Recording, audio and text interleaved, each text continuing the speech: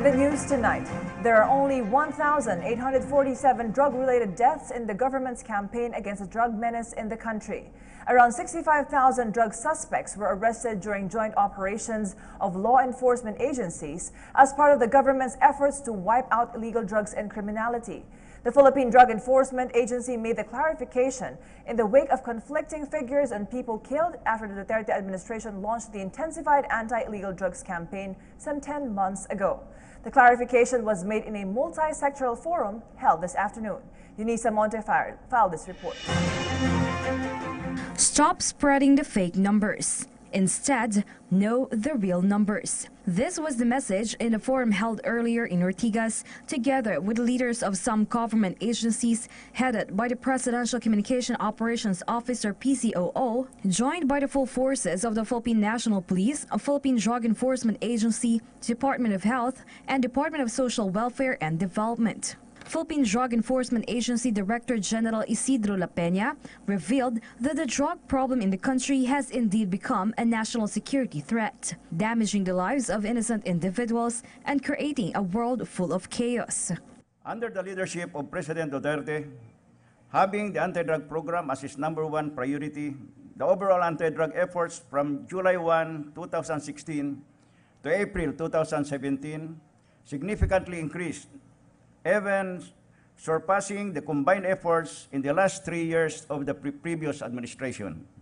According to La Peña, the effects on the country of the 120 billion a year illegal drug industry should not be trivialized, thus should be explained thoroughly, especially to the media. He further explained that out of the 9,432 cases of homicide since President Rodrigo Duterte assumed his post from July 1 to March 31, 2017, only 1,847 or 19.6% of this number died during police operations.